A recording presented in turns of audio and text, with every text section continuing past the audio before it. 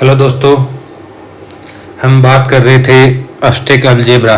अभी तक मैंने एब्स्ट्रैक्ट अलजेब्रा पर 2 वीडियो बनाए हैं, जिनसे लगभग 4-5% पूछने की पूरी संभावना है, जो होने वाले सेकंड ग्रेड में और विभिन्न स्टेटों में जो एग्ज़ाम होते हैं जहाँ एब्स्ट्रैक्ट अलजेब्रा पूछी जाती है, वहाँ लगभग 5-6 क्वेश्चन इस बुक से देखने को मिलते हैं। उन्हीं का एक महत्वपूर्ण टॉपिक मैं आज आपके सामने डिस्कस करने वाला हूं। टॉपिक का नाम है चक्रीय ग्रुप, साइक्लिक ग्रुप। पहले इसकी डेफिनेशन देखते हैं। ग्रुप जी में कम से कम एक ऐसा अवयव विद्यमान हो जिससे पूरे ग्रुप को हम जनरेट कर सकते हैं। मान लो हमारे पास एक ऐसा अवयव मिल जाए ग्रुप में और जिससे हम पूरा ग्रुप को जनरेट कर सकते हैं, तो इस ग्रुप को हम बोलेंगे चक्रीय ग्रुप। और जिस अवयव से इस ग्रुप को जनरेट कर सकते हैं, उस अवयव को ग्रुप का क्या बोलेंगे? जनक बोलेंगे, जनरेटर बोलेंगे। क्या बोलेंगे? जनक या जनरेटर बोल दो, तो ये ग्रुप का क्या कहलाएगा? जनक कहलाएगा। जैसे एग्जांपल समझो आप, जैसे ये अपने पास कोई ग्रुप है और यहां गुणा संक्रिया। अब हमारे पास कोई अवयव मिल जाए, मान लो हमारे पास ओमेगा अवयव है, इससे हम अगर पूरे ग्रुप को जनरेट कर दें, ग्रुप को जनरेट करने का मतलब 1 ओमेगा स्क्वायर को हम बना पाए, तो ये क्या कहलाएगा? ये चक्रीय ग्रुप हो जाएगा। ये ओमेगा इसके लिए किसका काम करेगा? जनरेटर का काम करेगा, यह जनक का काम करेगा। तो देखो, मैं ओमेगा की पावर 1 लिखूं तो ओमेगा आएगा, ओमेगा की पावर 2 लिखूं तो ओमेगा इसको स्क्वायर आ जाएगा, ओमेगा की पावर 3 लिखूं तो ओमेगा की पावर 3 का मतलब 1। क्या इनकी पूर्णांक, जनरेटर का मतलब है जनरेटर कम से कम एक जनरेटर, मतलब इनकी पूर्णांक की घात करें, इनकी पूर्णांक की घात करें और ये ग्रुप के अवयव हमारे पास मिल जाएं, ग्रुप के अवयव हमारे पास आ जाए, तो ये ग्रुप कौन सा आ जाएगा? चक्रीय ग्रुप हो जाएगा। और जिससे हम ग्रुप को जनरेट कर सकते हैं, ये ग्रुप के क्या कहलाएंगे? जनक। इसी प्रकार आइटा और माइनस आइटा, ये 2 फेमस ग्रुप होते हैं, इनको आपको सीधे याद रखना है। ये क्या होते हैं? चक्रीय ग्रुप भी होते हैं। और इनके मैंने इससे पहले इनका आइटा का ऑर्डर, इनका क्या नाम है, तस्मक अवयव क्या होता है, प्रत्येक अवयव का प्रतिलोम अवयव क्या होता है, ये इससे पहले वाले वीडियो में मैंने ग्रुप वाले वीडियो में डिटेल से आपको बताया। तो इनके जनरेटर आइटा और माइनस आइटा, ये एग्जामों में सीधे पूछे जाते हैं। अब आगे, अगर जी कोई परिमित ग्रुप है और इस ग्रुप का एक अवयव ए है, अगर ऑर्डर ऑफ ए मतलब इस अवयव का ऑर्डर और ग्रुप का ऑर्डर अगर बराबर हो, तो ये अवयव ए इस ग्रुप के लिए किसका काम करेगा? जनक का काम करेगा। किसका काम करेगा? जनक का काम करेगा। और ये जनक का काम कर रहा है, तो कम से कम हमें एक अवयव, कम से, देखो मैंने अभी बताया था, कम से कम हमें एक अवयव मिल जाना चाहिए। अगर हमें एक अवयव ऐसा मिल रहा है, तो ये ग्रुप कौन सा हो जाएगा? अब इस ग्रुप नहीं बोल के इसको चक्रीय ग्रुप बोलेंगे, साइक्लिक ग्रुप बोलेंगे।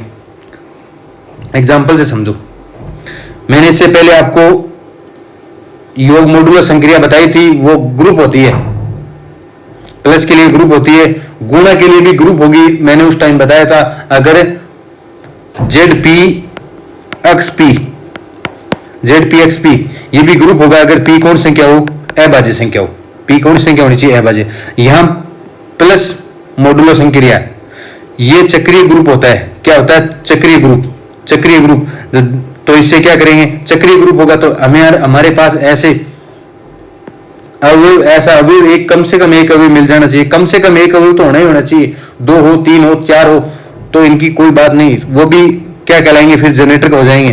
तो देखो, अब देखो यहां प्लस संक्रिया है, तो हम प्लस एक को देखो, मैंने इससे पहले आपको पिछले वाले वीडियो में पूर्णांक की घात के बारे में बताया था। मैंने वहां बताया था आपको ए स्टार ए ऐसे n बार लिख दें, तो इसको n बार लिख दें तो a की पावर n बोल सकते हैं। इसका मतलब है a के साथ n बार संक्रिया। अगर मैंने वहां बताया था, अगर ये स्टार की जगह प्लस हो जाए तो n बार आ जाएगा, और इसको n डॉट ए लिखा था मैंने, a की पावर n को n डॉट ए लिखा था, a की पावर n को n डॉट ए लिखा। इसी प्रकार देखो, हम एक को कितनी बार, अब हमें पता चल गया कितनी बार इससे संक्रिया करवाएं, तो देखो एक को 4 बार संक्रिया करवाएं, इससे देखो सारे इस ग्रुप के सारे अवयव हम जनरेट कर सकते हैं, इस एक से इस ग्रुप के सारे अवयव जनरेट कर सकते हैं। मैंने उस टाइम बताया था इसमें जब कौन कौन से अवयव होंगे, 0 1 2 3, ये सारे अवयव इससे हम जनरेट कर सकते हैं। जैसे एक को मोडुला 1 करें तो ये क्या आ जाएगा, 2 आ जाएगा। इसी प्रकार हम 3 बार करेंगे 3 आ जाएगा, 4 बार करेंगे तो क्या आ जाएगा, 0 आ जाएगा, और 1 दशमलव का हो गए होगा। तो ऐसे इसी प्रकार 3 द्वारा हम जनरेट कर सकते हैं। तो हमें अब यहाँ करने की आवश्यकता नहीं है।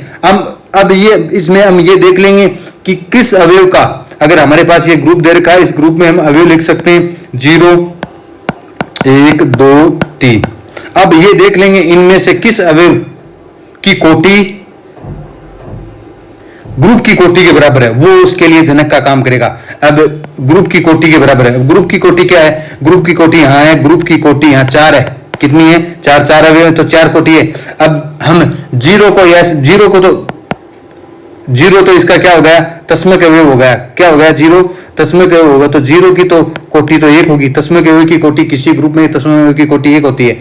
एक को हम कितनी बार मॉडुलो संक्रिया करें कि तस्मक अवयव आ जाए, तो 4 बार करने पर, कितनी बार करने पर, 4 बार करने पर, कितनी बार करने पर 4 बार करेंगे हमें एक को की संक्रिया, तो देखो 4 बार करेंगे संक्रिया तो ये कितना आ जाएगा, इनका योग 4 आ जाएगा। और मैंने उस टाइम बताया था 4 का 4 में भाग देना तो शेषफल कितना बचेगा, 0। इसका मतलब 1 का ऑर्डर यहाँ कितना होगा, 4 होगा। इसी प्रकार 3 का ऑर्डर भी कितना होगा, 3 का ऑर्डर भी 4 होगा। तो 1 और 3 के का ऑर्डर ग्रुप के ऑर्डर के बराबर आ रहे हैं, तो ये किन का काम करेंगे, जनक का काम करेंगे। ये तो हो गई फाइनाइट ग्रुप की बात, ये इनके लिए जनक।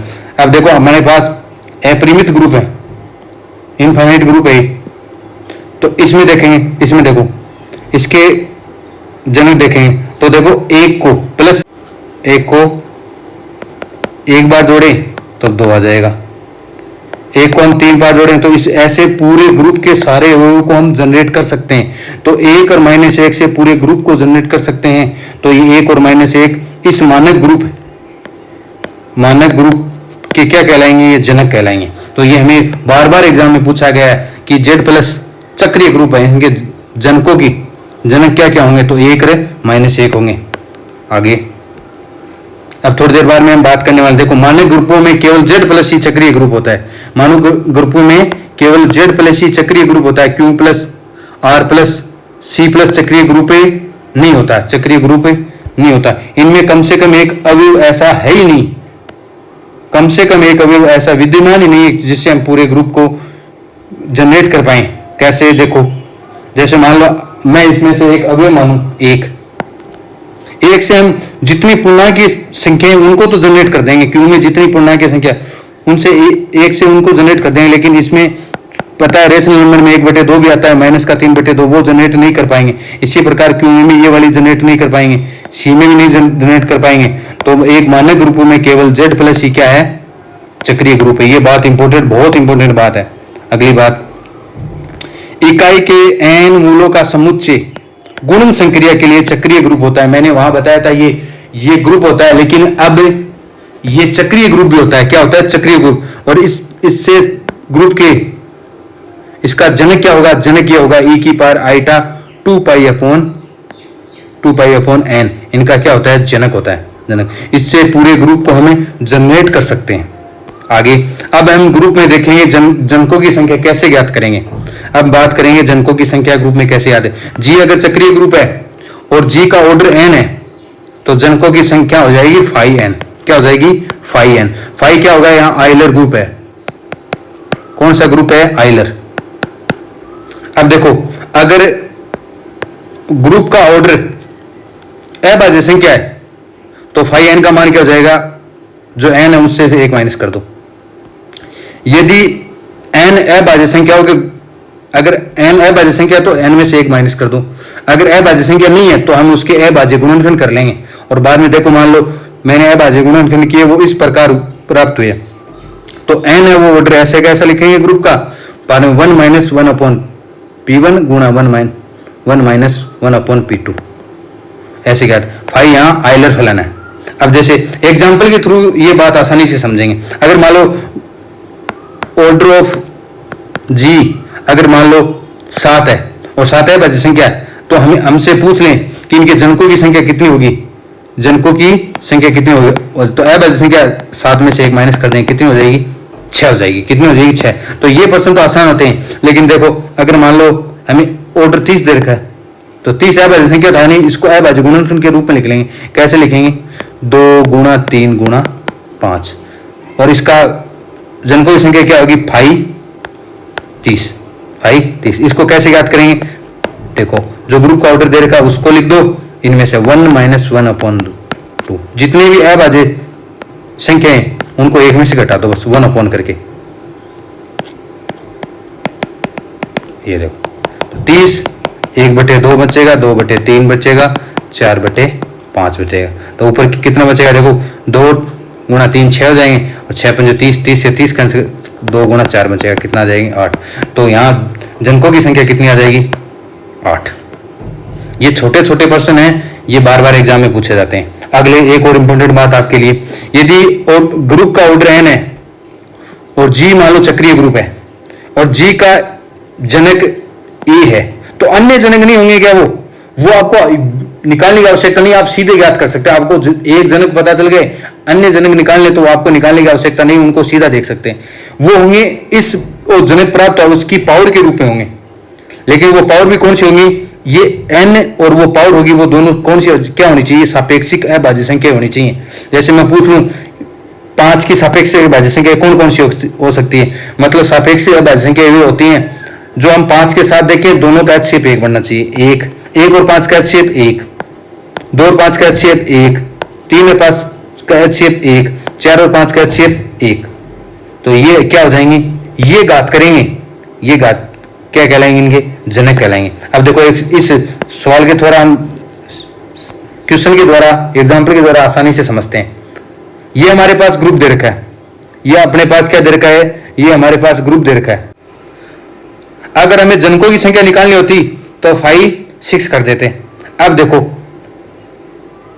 इसके जनक क्या होंगे, इसके जो जनक होंगे वो ए की पावर के रूप में होंगे, ए की पावर के रूप में होंगे। अब देखो यहां ऑर्डर ग्रुप का 6, तो इनकी ऐसी घातें होनी चाहिए 6 की सापेक्षिक, 6 की सापेक्षिक अभाज्य संख्या निकालनी है तो 1 हो सकती है, 6 की अभाज्य संख्या 2 हो सकती है नहीं, क्योंकि 6 और 2 का HCF कितना हो जाएगा 2 हो जाएगा। 3 और 6 का 3 हो सकती है, नहीं हो सकती। 4 हो सकती है, नहीं हो सकती। 4 और 6 का HCF 2 होगा। 5 हो सकती है, ये बात सही है। 6 और 6 का HCF 6 हो जाएगा, तो 1 और 5। तो जो इनके जनक होंगे वो इनकी घात के रूप में होंगे, ए की पावर 1 और 5 रख दो, ये इसके जनक हो जाएंगे। मैं ज्यादा विचार करने का हमें आवश्यकता नहीं है, जनक में आसानी से देख सकते हैं, ये इनके जनक हो जाएंगे। अब हम चक्रीय ग्रुप साइक्लिक ग्रुप के गुणधर्म देखने वाले हैं, साइक्लिक ग्रुप के गुणधर्म देखने वाले हैं। यदि जी परिमित ग्रुप है तब, अगर जी परिमित ग्रुप है तो जनक का ऑर्डर और ग्रुप का ऑर्डर हमेशा क्या होगा, बराबर होगा। जनक का ऑर्डर और ग्रुप का ऑर्डर क्या होगा, बराबर होगा। जी अगर परिमित ग्रुप है, आप चेक कर सकते हो, आप चेक सकते हो। फेमस ग्रुप लेता हूं मैं 1 ओमेगा ओमेगा स्क्वायर। अब देखो इसके जनक क्या होंगे, इसके जनक अभी थोड़ी देर पहले बताए तो ओमेगा और ओमेगा स्क्वायर, सीधे आपको याद करने। अब ग्रुप का ऑर्डर कितना है, ग्रुप का ऑर्डर 3 है। ग्रुप का ऑर्डर कितना है 3 है, तो आप इस जनक का ऑर्डर निकाल लो, जनक का ऑर्डर कितना आएगा, जनक का ऑर्डर भी कितना आ जाएगा, जनक का ऑर्डर भी 3 होगा। चेक कर लो ओमेगा को कितनी बार हम गुणन के लिए संक्रिया करें कि हमारे पास तस्मक अवयव आ जाए 3 बार। इसी प्रकार ओमेगा स्क्वायर का ऑर्डर भी कितना आएगा 3। तो देख लो अगर जी परिमित ग्रुप हुआ, 3 ऑर्डर का परिमित ग्रुप हुआ, तो उसके जनक का ऑर्डर भी ग्रुप के ऑर्डर के बराबर होगा। तो इन बातों को आसानी से हमें चेक कर सकते हैं। आगे यदि जी ग्रुप है और ए ग्रुप जी का कोई अवयव है, और वो भी अवयव कैसा है, इसके लिए किसका काम कर रहा है, जनरेटर का काम कर रहा है, तो ए इनवर्स भी इसका क्या होगा, जनरेटर होगा, इसका जनक होगा। अगर ए ग्रुप का अवयव है ए ग्रुप का अवयव है, ए जनक का काम कर रहा है, तो ए इनवर्स भी किसका काम करेगा? जनक का काम करेगा। देखो कैसे, अभी अभी मैंने ग्रुप लिखा था, उसी एग्जांपल से आप आसानी से समझ सकते हो। 1 ओमेगा ओमेगा स्क्वायर गुणा संक्रिया, डॉट संक्रिया, गुणा संक्रिया ग्रुप है। अब देखो इसका, उनके जनक क्या थे? Omega omega square, omega square. Omega इसका जनक है, ओमेगा इसका जनक है, जनक है। तो इसका ओमेगा का इनवर्स क्या होगा? ओमेगा का इनवर्स होगा ओमेगा स्क्वायर। वो भी इसका क्या काम करेगा? जनक का काम कर रहा है। क्या जनक का काम कर रहा है? Omega square. यहाँ बेटा जनक का काम कर रहा है, तो देख लो। अब आप इन प्रश्नों को आसानी से कर सकते हो। अगर आपको कोई प्रश्न दे, उसमें आपको जनक दे, आपको जनक बता दे और आपसे पूरे इस जनक का इनवर्स क्या होगा, तो आप उस ऑप्शन को चेक करेंगे। आपको जनक का आपको ऑर्डर पता है, जनक का ऑर्डर आपको पता है, तो उस ऑप्शन को चेक करेंगे जिसमें उसके इनवर्स का ऑर्डर उस जनक के ऑर्डर के बराबर दे रखा, वो ऑप्शन आसानी से हम चेक करेंगे। आगे वाली बात, प्रत्येक चक्रीय ग्रुप एबेलियन होता है, लेकिन विलोम सत्य नहीं है, विलोम सत्य नहीं है। ये बात आपको सीधे हमें लर्न करनी है। आगे, अपरिमित चक्रीय ग्रुप में जनकों की संख्या, अगर अपरिमित चक्रीय ग्रुप है तो उसमें जनकों की संख्या कम से कम कितनी होगी? 2 होगी। जैसे फेमस ग्रुप है जेड प्लस फेमस चक्रीय ग्रुप है, उसमें जनकों की संख्या मैंने थोड़ी देर पहले बताई थी -1 और 1। ये आपको याद, ये कॉन्सेप्ट को समझने के लिए ये वाले ग्रुप के जनक आपको सीधे याद करने हैं। तो इनके जनक कितने हुए? 2। तो केवल और केवल कितने जनक होंगे? 2 होंगे। ये 2 जनक है। आगे वाली बात, यदि ग्रुप का ऑर्डर अभाज्य संख्या है, ग्रुप का ऑर्डर अभाज्य संख्या, तो जी चक्रीय ग्रुप होगा और अबेलियन भी होगा। अबेलियन में भी कंडीशन हमने पढ़ी थी जब ग्रुप पढ़ा था। तस्मक अवयव के अतिरिक्त सभी अवयव जनक होते हैं।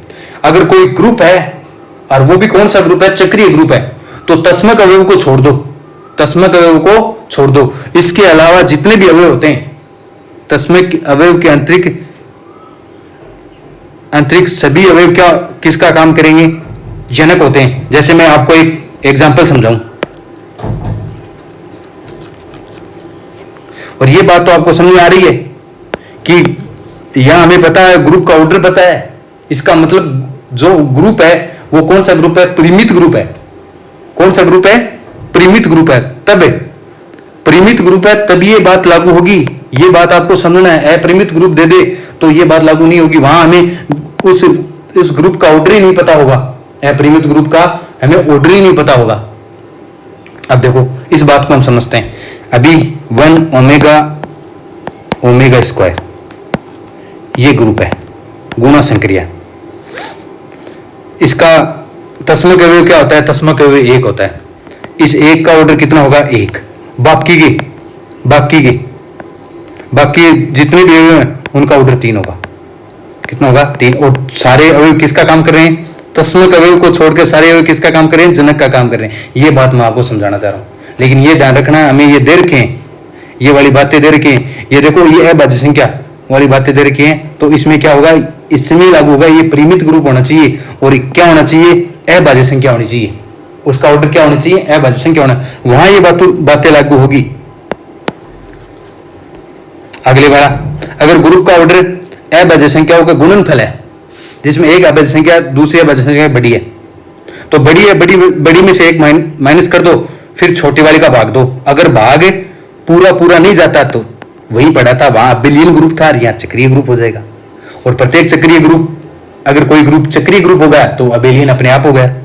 फिर अगर उसका भाग पूरा चला जाए तो वहां मैंने बताया था वो अबेलियन ग्रुप नहीं होगा। अगर अबेलियन ग्रुप नहीं होगा तो यहाँ चक्रीय ग्रुप नहीं होगा, चक्रीय ग्रुप नहीं होगा तो वो अबेलियन भी नहीं होगा। प्रत्येक चक्रीय ग्रुप अबेलियन ग्रुप होता है। पहले हम चक्रीय को देखेंगे, अगर चक्रीय है तो अबेलियन चेक करने की आवश्यकता नहीं है। लेकिन अगर कोई ग्रुप अबेलियन ग्रुप है तो हमें चेक करना पड़ेगा कि वो चक्रीय ग्रुप है। उसके लिए हम कम से कम एक अवयव ऐसा देखेंगे कि जिससे हम पूरे ग्रुप को जनरेट कर सकते हैं।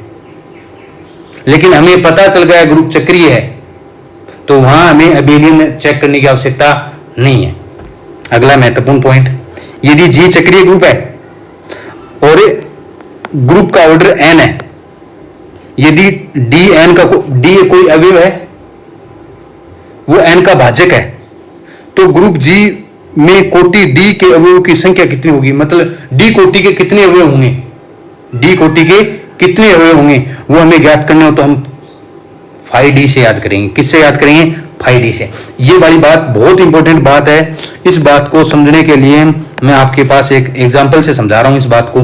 माना गुणात्मक समूह जी इकाई के 9वें मूलों का समुच्चय, इसका मतलब इसमें ग्रुप में कितने अवयव होंगे? 9 अवयव होंगे। कितने अवयव होंगे? ग्रुप में अवयव हो गए 9। अब हमें पूछे जी में 9 कोटि के अवयवों की संख्या पूछिए, तो पहली बात ये होना चाहिए 9 कोटि के पूछे, तो इस 9 कोटि के पूछे तो 9 का इस ग्रुप के ऑर्डर में भाग जा रहा है, ठीक है। भाग नहीं जा रहा तो हम ज्ञात नहीं कर सकते, तो कैसे याद कर लेंगे? फाइ 9 से याद कर लेंगे। फाइ 9 का मान अभी आयलर वाले मैंने बताया था, 9 को ऐसे कैसे लिख लो, 9 अभाज्य संख्या तो है नहीं है, तो इसके अभाज्य गुणनखंड क्या होंगे? 3 की पावर 2, 3 की पावर 2, तो 1 माइनस ये लिख दें, इस प्रकार लिख दें। अभाज्य संख्या चाहिए हमें, उनकी पावर से हमें कोई मतलब नहीं है। 2/3, तो कितना आ जाएगा? 6 आ जाएगा। कितना आ जाएगा? 6। तो 9 कोटि के अवयव की संख्या कितनी हो जाएगी? 6 हो जाएगी। अगला एक महत्वपूर्ण कॉन्सेप्ट, और ये चक्रीय ग्रुप का सबसे लास्ट कॉन्सेप्ट है, क्लाइन फोर ग्रुप चक्रीय ग्रुप नहीं होता है। चक्रीय ग्रुप नहीं होता है क्योंकि क्लाइन फोर ग्रुप है, नाम से ही पता चल रहा है इस ग्रुप की कोटि कितनी है? 4 है, और इस ग्रुप की कोटि 4 है। इसमें जो तत्समक अवयव है उसकी कोटि 1 है, और जितने भी अवयव इस ग्रुप में बचे हैं उनकी कोटि कितनी है? 2। तो ऐसा कोई भी अवयव इसमें विद्यमान नहीं है जिसकी कोटि ग्रुप की कोटि के बराबर है। इसका मतलब इसमें कोई ऐसा जनरेटर ही नहीं है जिससे हम पूरे ग्रुप को जनरेट कर सकें, तो ये चक्रीय ग्रुप नहीं होता है। चक्रीय ग्रुप नहीं होता है। तो आज के लिए ये चक्रीय ग्रुप का कॉन्सेप्ट, इसकी जितनी भी थ्योरी थी, इस पे बनने वाले जो क्वेश्चन है जो मैंने बताए हैं, कुछ क्वेश्चनों को मैंने मुख जबानी आपको बताया है कि ऐसे भी प्रश्न हो, तो चैनल को सब्सक्राइब और वीडियो को शेयर कीजिए। आज के लिए बस इतना ही, धन्यवाद।